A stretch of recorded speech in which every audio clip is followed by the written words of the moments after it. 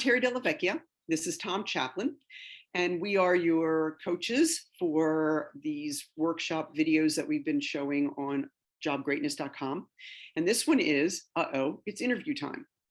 And all of our videos pertain, well, to jobs and resumes and how to like your job, how to get a job, what to do when you have a job, all that kind of stuff, because it's a very important part of your life. So this is interview time and stuff that we don't really want you to be too worried about, but we're going to show you how to master them. Tom? And we have a few downloads to help you prepare for the interview, because when you're prepared for the interview, you increase your chances of really succeeding. So one download is called Interview Tips. Another download is Questions to Ask.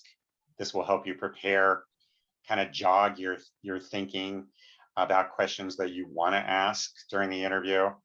And then questions to help you practice your success stories. And we're going to talk about these more later as we go through the workshop. Pretty much in depth. I think so. Yeah, because it's so important to,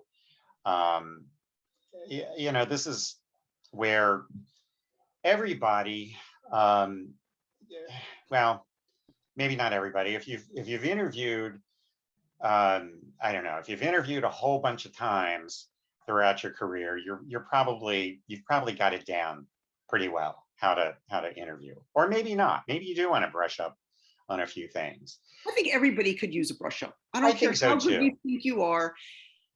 Brushing up and practicing will make you better, and it's the nature of the beast. The more you practice, the more comfortable you are, the better you are. And there's always some anxiety around an interview, because you're walking into a situation. It's an unknown setting. You don't know what to expect. So the best you can do is to be prepared. Do your research and be prepared. So our aim of this workshop is to show you the steps you can take to master the interview. And one of the things, of course, is successfully preparing for the interview. You want to make sure that you're well prepared. You have their interview standards, their questions to ask, topics to avoid, and salary do's and don'ts.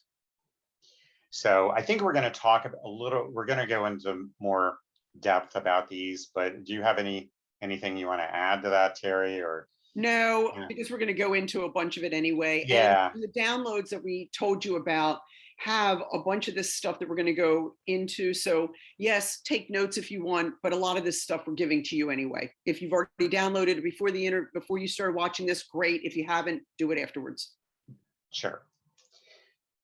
So it's really important to understand the statement, you only get one time to make a first impression, or however that thing goes. I'm probably butchered that, but you all know what I mean. So your first impression sometimes is your resume or your email. I mean, it might not be a verbal or an in-person first impression.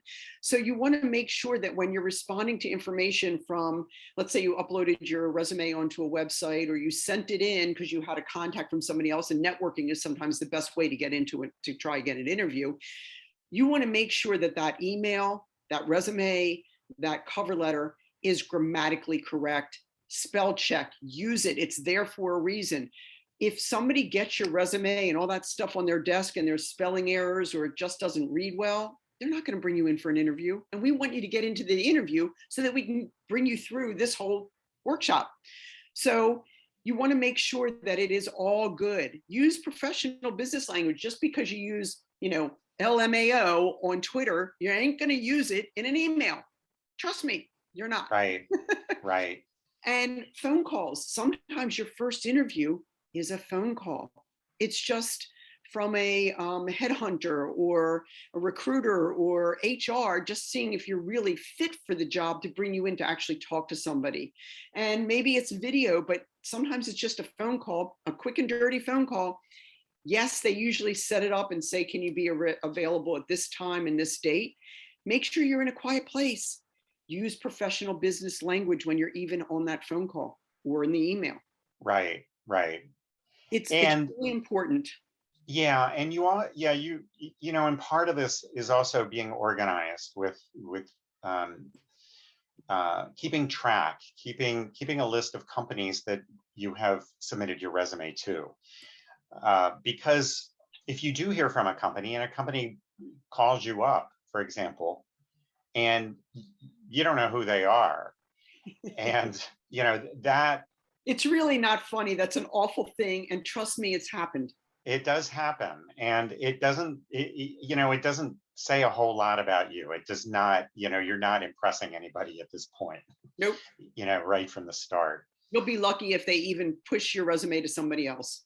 Right. So you want to be careful. And if you don't know who they are, I mean, you're caught off guard. Ask them, tell them you're in a meeting, or you know you're busy. Would you mind if I just get to a better place and call you back in 5 minutes? You know, if hopefully in those Especially five if it minutes you wasn't right, especially if it wasn't a scheduled call. If they're calling you right, off the cuff, you can always say, I really need to get to a quiet place so that we can have an intelligent conversation. Is that a right, problem? right. And then hopefully in those 5 minutes you can Look them up. scramble to see who you sent your resume to, to see who they are, because you want to give the impression. I mean, you know, you submitted your resume, so you must be interested. But I will say that one of the things that I was sort of always wary of is when I would receive, in the position where I received a lot of resumes. Um, there are people who they I don't know what happens. They go to work on Monday mornings and they decide they don't want to work there anymore, and then they just start firing off Boom. resumes, and then they go through their week, and and then I guess whatever They get callbacks. mood Monday mood they were in, it sort of fades away, and then they've kind of gotten out of that frame of mind. There is that. So I've always been a little bit leery of that, you know, when somebody doesn't know anything about the job that I'm calling Yes. for. You know, it's like, oh, I wonder, I had a tendency to categorize them as having kind of a Monday moment. But I think there was one other thing, Terry, you had mentioned to me before, was like email addresses. Like, Oh yeah, and we talk about this in our resume workshop too. Make sure that your email address is professional enough. Yes, you might have a personal email that says, maybe, all right, this is ridiculous, but I am sexy at gmail.com. You would right, never use that um, for a business email. And if you want that for your personal email, more power to you. But then have something like mine might be, terry.d@gmail.com. That's perfectly acceptable. right, Your right, first name, your last name, a date, a time, a whatever, but no weird things. No, right, it's just you can't. I love animals at gmail.com. Yes, I do, but I wouldn't have that as my business email. right. Yeah, yeah. Keep it generic at this Keep it point. generic and professional. And sometimes, if you're really looking for a job, maybe separating a professional email from your personal one is easier. So, anything that comes to this particular one is because you sent resumes out Absolutely. Yep, instead of absolutely. mixing it all with your family and your friends and you're sorting through them. So, Yeah, get smart about it. Get smart. yeah. Part of Um, being organized. Totally. So I also have a little bit of a story about the phone call interview. I had a client that was driving actually to Baltimore from Florida, and it's multiple. They did it over 2 days, but it's still like 6 8 hours, well 8 or 9 hours a day, and she applied for a job and they wanted an interview quickly, and she said, I might be in a car driving, so I will, I would love to still do this, but I just want to give you fair warning that there's really nothing I can do about it because of the way you're scheduling it. And they said that was fine up front. So when they called, she said, I'm not driving, My partner is. So I'm perfectly okay doing the interview, but there might be a little bit of road noise or if somebody honks or whatever. I can't do anything about it. She had a 20-minute conversation. It went fine. And they knew up front, that's okay. It was a perfectly fine interview, but you're being upfront. You're telling them like it is. So there's no, odd stuff. So if something happened and they got disconnected, the interviewee would have understood she's on a cell phone in a car. Yeah, traveling. Yeah, Right. exactly. Yeah, You do what you got to do, but you got to be upfront and honest about it so that they're aware. It's you making do. people Yeah, aware. absolutely. I think that's a great example. So we want to talk about, I think this is a problem a lot of people have. I get a lot of people call me when they can't Yeah. get past the first interview. They're it's that feeling of being stuck. I feel like everything is going so well. I had a great interview, great conversation, but they didn't call me back. Yeah. But So you hear crickets. yeah, what happened? I mean, it just, and when it happens repeatedly, It's it can, frustrating. yeah, it can be very demoralizing and, kind of kill your, I don't know, can kind of take a hit on your motivation. It does. It does. So, some of the things that we can talk about around this are, just make sure that you're well prepared for the interview. Make sure that you know about the organization. Do your research. There's so much you can find out online about the company, about people who will be interviewing you. And by the way, if you don't know who's interviewing you, make sure you ask, get names. And sometimes they won't tell you, but a lot of times they will, or how many people, so you can be prepared. Yeah, what's the interview format? What can I expect? How long? If you're taking off from work, you need to know, how long do I take off? Do I take off an hour or Half a day. 6 hours? Right, right. Yeah, Or yeah, a whole because day. yeah.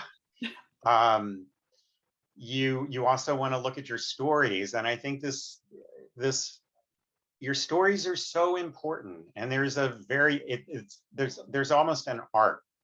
Well, really, there is an art to There is being an art able to it. to weave them in to the interview, because you can't always expect the person interviewing you to be a good interviewer. You have to be aware when people aren't asking the right questions so that you can pick up the slack. And then attitude. Oh, it's so Um, important. yeah, make sure you're in a good mood. you And know, even if you're not, be in a good mood, keep a smile on your face. Yeah, It do whatever you matters. have to do. I mean, if traffic puts you in a bad mood, try to arrive Take it off. early and, unwind, walk around a little bit, do what you need to do. But and of course, I'm sure you've heard this before. Everybody, I think this is one of the most common things I've heard over and over and over. Don't complain about your current job. Don't, make sure that anything you say is positive. Hold your current employer or previous employer in the highest light possible. You don't want to get into that situation.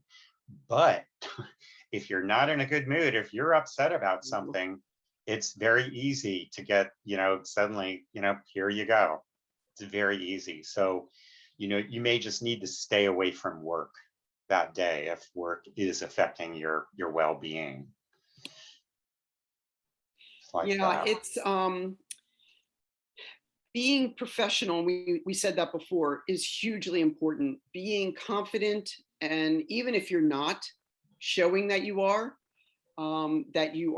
try to be a little bit comfortable. If you're not enthusiastic about the position, why should they hire you?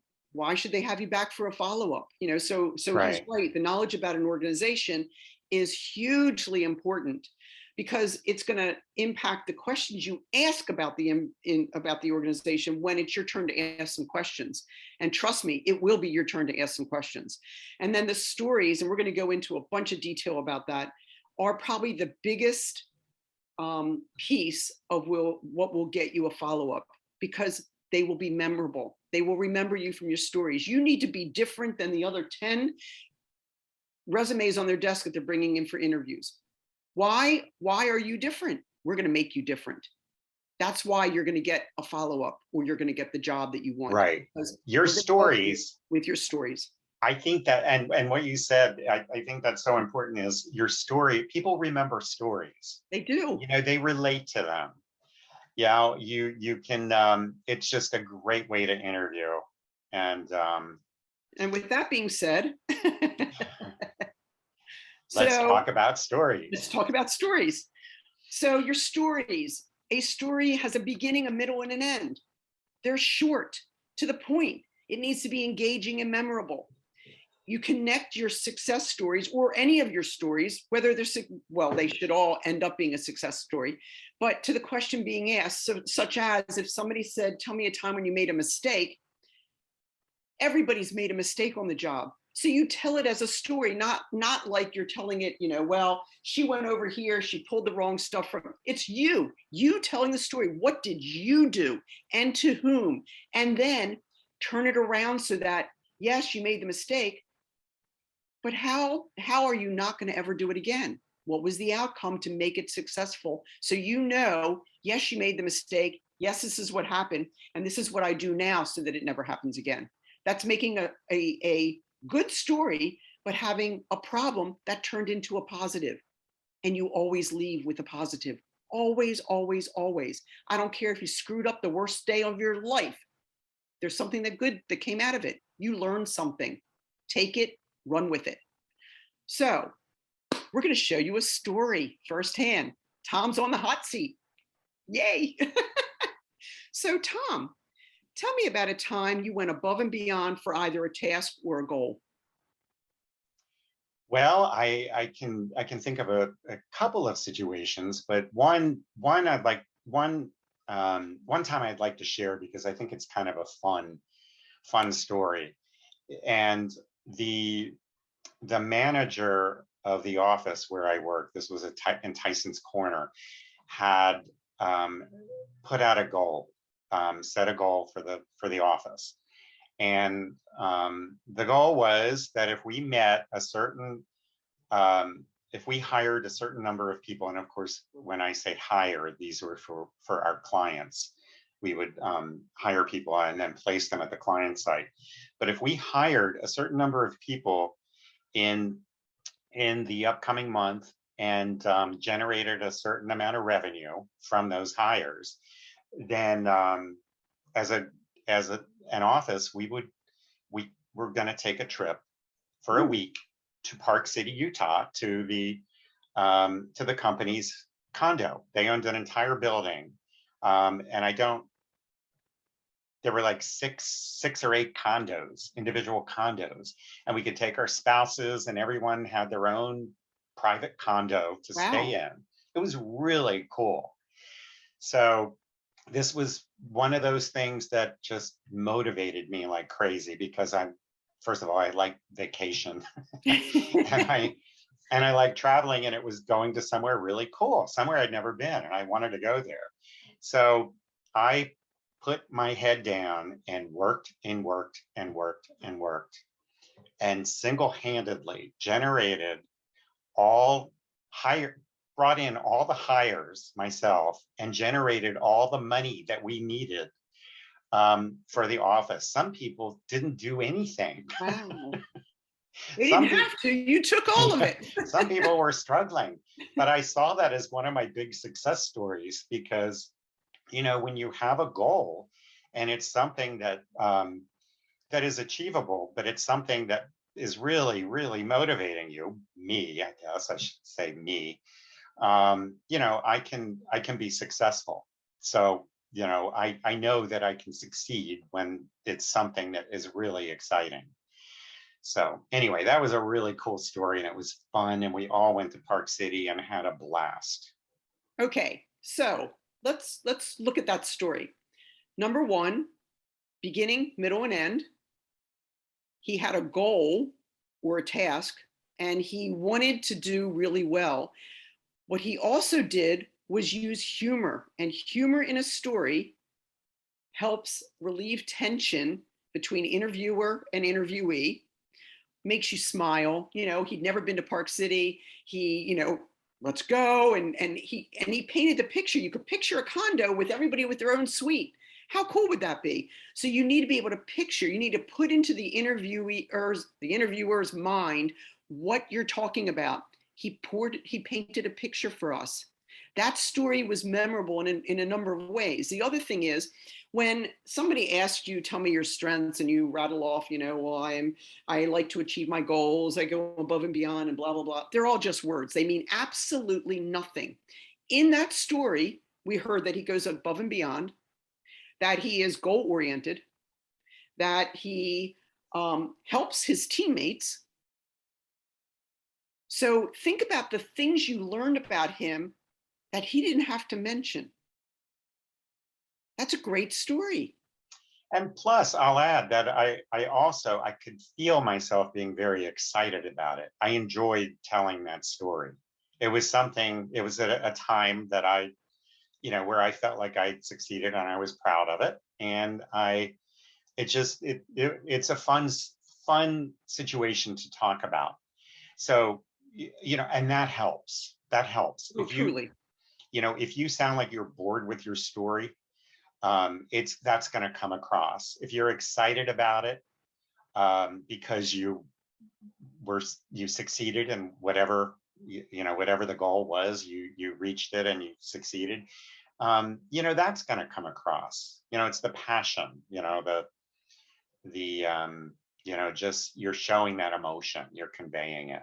Correct. And it's huge. So you need stories for almost any question they're going to ask. And some of them are like 30 seconds. Some of them are very quick, but it still paints a picture.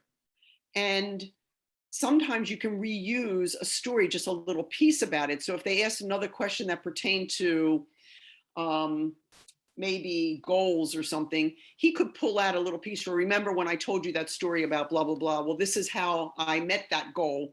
Or we actually wrote business for X number, so he can add to it with pieces of it and bring that story back. Maybe you're not going to tell the whole story again, especially in Right. the same interview, but a piece of it, and remind them about that story. That's always fine. And you need to practice your stories because you have to be comfortable with them. One of the reasons for bringing in the tips a portfolio is to carry your extra resumes to hand out during an interview, but to put bullet points down for, like, if they ask this question, I want to use this story, just so you remember what story would be. And then all you need is the bullet point that says, Utah. All he needed was Utah, and he would know that's the story that I'm going to tell Right. for this particular issue if they ask it. And if they don't, and maybe that's a passionate enough story for Tom, that at the end of the interview, if they say, is there anything else you'd like us to know about you? Yeah, I want to tell you a time where I went above and beyond. You can Yeah. always add stuff. And if You they can. don't ask you, you can say, would this be a good time for me to tell you a little bit more about me? Absolutely. Yeah. And you may have to do that. Yeah, not If everybody's a good interview, as Tom said before. Right. Yeah. So be prepared if you want to get those stories out there one way or the other. So, if you haven't had the opportunity to bring them up, make sure you create it. The one other thing I want to add to this is, this I had and I think a lot of people do struggle with this, because they don't, maybe the reason is because you're so immersed in the job that you aren't really thinking about, oh, this is a success story. Maybe you're not thinking in those terms. I had a client this spring who that he and it was this same kind of scenario where he actually was getting past the first interview. He would get to the second interview and the third interview, but he never got an offer. And so one of the things that we talked about was, I asked him, I said, well, so are you comfortable with your success stories? And he said, well, that's the problem. I don't have any success stories. And I said, what do you mean? He said, I don't Everybody does. I don't have any successes. And So then, after, Well, and and I, think about that. Even that statement shows that he's lacking some confidence. well, totally. And and I think he was a perfect person to seek out help from a coach, because a coach is, you're not going to say, oh, okay, well then let's just skip that part. No, you're gonna, after talking to him for about 5 minutes, we already came up with a couple of success stories. I mean, he was a very hard worker. He was the person everybody in the office went to. He was like the authority, Wow. the resource for everything. He But knew he just didn't everything. see it. He didn't He see it. didn't see it. Because that's just who he is. And a lot of Yeah. times we don't see those things. They're kind of blind spots when we're doing what we naturally do. Haven't had to struggle, Right, to right. really make No, something you're happen. right. You're right. But everybody's got them. Everybody's got them. Yeah, yeah, absolutely. You Yeah, just have to, so when you look at the tips questions and you write down, when you think about somebody asking a question, tell me about yourself is classic. People get deer in the headlights and they're like, they are afraid to talk about themselves. But that is the one time that you're not actually answering a question about something specific. You can tell them anything. And what you don't ever want to do is spat off stuff that's already on your resume. So you right, wouldn't say, for me, I'm from Baltimore, I went to this school, I graduated here, I worked there. And it's those facts are on your resume. Don't yeah, waste that time. Tell them something passionate or enthusiastic about you that's right. not on your resume. Use that time to tell them something you want them to know about you. I mean, Really yeah, important. I could say, if somebody said, tell me about yourself, Tom, I could say, well, I'm very motivated. I'm very goal oriented. I follow through. I make sure that, I succeed no matter what. And then follow up with that story that I Correct. just Because if you gave. just end it with those words, it tells people nothing. Right. They're words.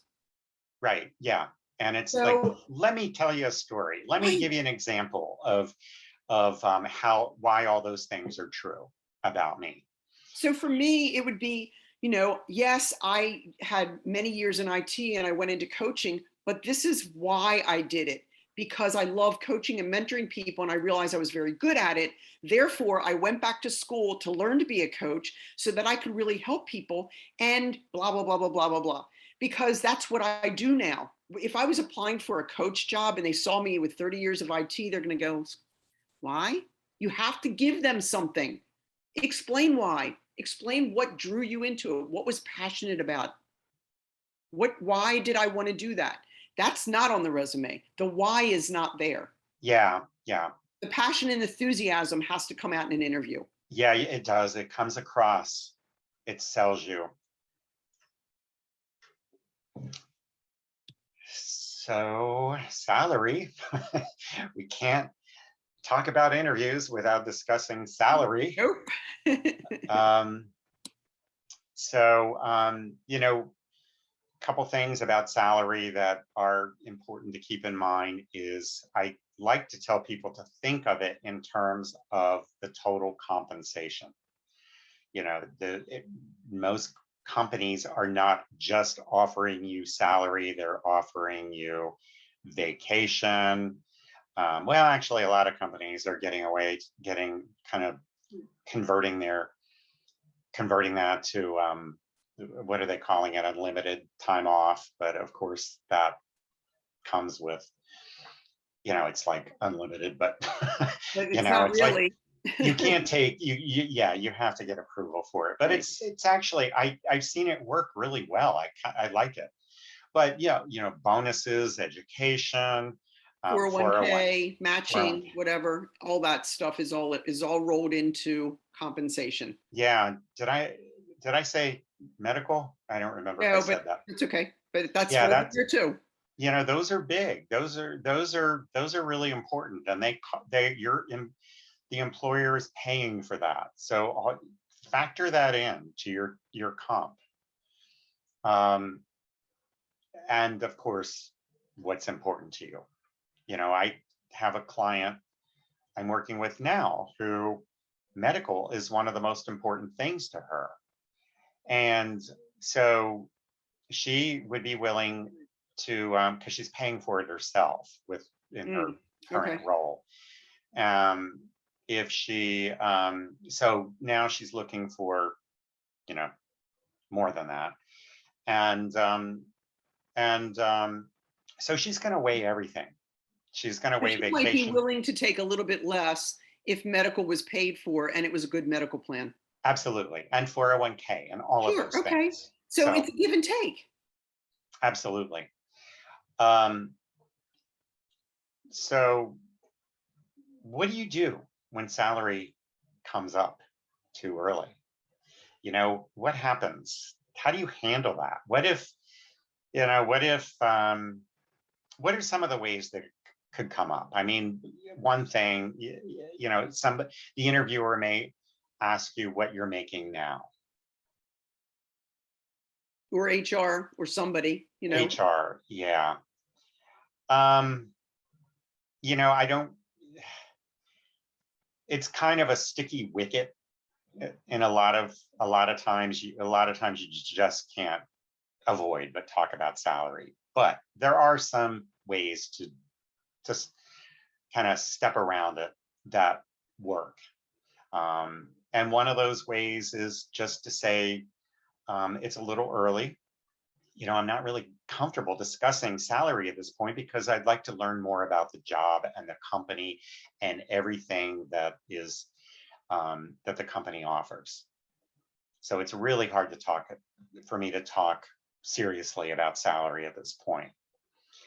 Um, Usually, I find that an employer is okay with that. The interviewer, Mhm. HR may not be, but but an interviewer, I find that they are. Um, if not, you can what you would do if you're really, you know, if they pin you down and you know, hold you up against the wall to give them an answer, then you know you may feel like, okay, I'm kind of in a situation here. I don't have much of a choice without getting into an argument. So you know, you always want to speak in terms of a range. And this is again, this is being prepared. You want to know your worth. What are you worth in today's marketplace? You need to know this going into the interview. You Well, can you do should your know that going before you even look for a job. You should know that. right, If you're looking for a specific role, know your worth before you even start, you know, right. internet diving. But you know, you can do your research on Glassdoor. You can find Okay. out how the company falls within Yes. the salaries they pay. I worked for a company that happened to pay much better than the industry paid, and their benefits were also much better. So it was very good for retention. Oh, People sure. didn't want to leave. But do your research. Salary.com is a good place. Glassdoor is a good place. There are other sites where you can do your research. But you know, if salary does come up, you want to be prepared. You want to know. You want to be prepared with a range. You know, what is the very minimum that you are willing to accept? You know, that you will not go below, no matter what. Absolutely. Don't even look at the job if it's way below what you believe you can actually live on. That just doesn't Right, make sense. And then in 6 months, you're gonna be looking for another job, and who wants to do that? right, But there's also another point. They might bring it up, but you don't ever bring up salary too early. And some right. people, that's all they're looking for is dollars, and that labels you also. So don't do that. Don't Oh, bring up salary during the first interview with whoever's doing the hiring that is or such a good HR. point. And if you do it, you better be very tactful, but because it is not, it Mhm. to me, it's a showstopper. It is. It's the Um, bells going off. Why is this person, what are they looking for? yeah, I mean, I've had people come into the interview or on the phone, and one of the first questions is, "What does it pay?" And Yeah, and then that is just a turn off. It means yeah, they're not it's really interested in the job. They're interested in money only. They'll leave for $1,000 to go someplace else. And why would they want to yeah, hire you? right, right. So it's not, it's a showstopper. Yep, agreed. Um, this is an important topic. I don't know what else we really want to get in here. Yeah, Um, I think we hit it. yeah, other than, just make sure when you are in a situation where you are talking about your worth, you want to, you can always say, look, I've done my research. This is what I'm worth in today's marketplace. And then follow up with a success story that demonstrates why you think you're worth what you say Right. you are, you know? Well, and the other thing to add on to that, which is a very good point, there are companies that reevaluate their roles every year or 2 years or whatever it is, and they do check the marketplace. So make sure you're doing it pretty accurately if you're going to go down that route, and don't blow smoke, because they can follow up and check, and they're not going to hire you if you were overinflating or inflating, period. Because so if you have some market research and it is valid, you can always tell them where you went and why you saw that. And maybe I mean, that works. Absolutely. Yep. Yep. You done your research and you can prove it. That also shows them something about you too. It does. It does. Um, I mean, and this works In a also positive for, way. yeah, and it also works for getting a promotion, Sure. you know, Oh, absolutely. Absolutely. it's, within the company. If you feel like you now are at a level, working at a level where you deserve more, then, you need to back it up. Yep. And this is how you do that. Okay. So, one of the things is interview is always a two-way street. Um, it's a conversation between two people. They have a need to hire someone. You want a job. They don't have to hire you. You don't have to accept the job if they offer it. It truly is a meeting of the minds. It's a cooperative event to try and figure out whether you're right for that role and they want you or not. So if you think about it that way, that it's a conversation, it kind of takes some of the tension out of it. Um, you're in the tips that we asked you to download, there are some questions that you need to ask as a conversation two-way street, because they're obviously going to ask you a lot of questions and they might be running the interview, but there are questions you want to ask. And one of the most important is, what's a typical day like in that role? Because job descriptions are pretty general on a website. They just are. They don't have time to write down every detail that's in every job. They do a general one and they cut and paste from other jobs. And so you don't necessarily know what that's really like. So if you're interviewing for a job, don't you want to know what a day in the life really is? Because what if it's so different that, or there are some roles in that job that are so different from what was in the job description, and it's not in your wheelhouse, nor do you even want to learn how to do it? You might not want that job, but if you never asked that question, how would you know? Right. Right. And I used to ask those questions when I was working with hiring managers. They give you the job description, but that job description 9 times out of 10 doesn't tell you. No. You don't you can't tell. It's like, okay, maybe, but what are you really looking for? I and the reason is because not only did I want to find the right person, but I also wanted to be able to present the role in a very clear way to the candidate, because And it's the a culture of the company. I mean, it's the yeah, role, it's the organization. You're selling the company. As yeah, an interviewee, I'm trying to sell myself. right, right, right. You're both selling. You truly Yeah, are. yeah, Um, and another great question to ask is, what keeps you up at night? If they're a manager or a director or a VP, oh, there's something that's bothering them. What if it happened to be in your wheelhouse when they tell you that issue? Right. One of the ways that I got into Millennium Chemicals when I was just an IT manager, I interviewed with the controller, and it was for a job, and it was working more with the finance side in IT. And he a lot of this is a while ago, a lot of their AR and AP stuff was still in filing cabinets. It just wasn't all automated. And they were trying, so one of the first things that I said was, if you give me this job, that stuff is going to be automated. You are no longer going to be doing it this way. That's one of the ways I got the job. Wow. Answered one of their problems. Yeah. Yeah. Identified one and And told then, them. and then say what you would do to fix it. Yeah. Yeah. And I interviewed with somebody else who's a little bit more qualified, but I got the job. So asking a question, what keeps them up at night, or what problems do you need to solve in the next year?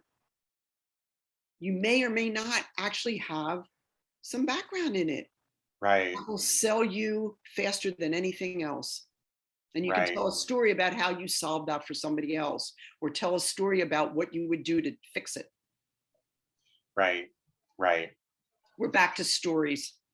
Stories are great. They Stories are are. They are everything. they just in my opinion, they make the interview. I mean, it's one of the best tools you can walk into the interview with. Agreed. Totally agree. All right. So all right. What else do we want to talk about? Well, I think we hit everything. And the reason this is black and red on the bullet points is because the black things, the salary, benefits, vacation, and holidays, are things that you don't necessarily bring up right away, but you will eventually talk about. Obviously you want to know that before you get the offer letter and accept a job. So they are things that you will talk about, but they are sensitive, and timing is everything. Religion, political views, there's probably others. They're red because I don't care where you are in the interview, you don't ever talk about it. You don't ever bring up a political stuff if you're on an interview. I don't care whether you voted for Biden or Trump. I don't care if you voted for Joe Blow. You are not bringing that stuff up in an interview. You don't bring up your religion. There's certain things they cannot ask you, and you don't talk about it anyway. Right. And hopefully those sensitive topics are not on your resume either. Oh yeah, and if they are, get them off. Yeah. Yeah. Don't like, if you worked for the Democratic committee and blah blah blah, I don't know if you really want to put that on a resume. Unless that's where you're interviewing. If you are interviewing for a specific job like that, absolutely. Right. But if you're not, don't put your affiliation down. It's just, what, like the about me question, don't say I'm married and I'm pregnant, by the way. No. Yeah. Or I'm not married and I'm pregnant. It doesn't matter. They can't ask those questions. Yeah, and you do not offer them up. Yeah, that's a topic that is off limits. Yes. So there are sensitive topics, and there are don't ever talk about topics too. And that's just an FYI. Okay, well, let's see. Questions. If you have any questions or comments, we want to hear from you. Yep, we absolutely do. If you have any thoughts for videos that you would like to see us put together, please email coaching@jobgreatness.com. We'd love your feedback. Yes, and seriously, that's a great point, Tom, which I didn't think about. We can create videos and do the research on almost any topic. If it's something that you think would be great for our website and that you would actually be interested in, please get in touch with us. Yeah, if you're stumbling over something, if you're having some sort of an issue related to career, the job you're in, or interviewing, chances are 1,000, 100,000 other people are having that same challenge right now. and could benefit from it. So yeah, please let us know. Absolutely. And as career and life coaches, chances are we've stumbled upon it too. We just haven't thought about it for a video yet. Right? Yeah, we'll get there. Yeah. But, thank you for joining us for the interview workshop. And we hope to see you again soon. Yeah, thanks so much. Bye bye.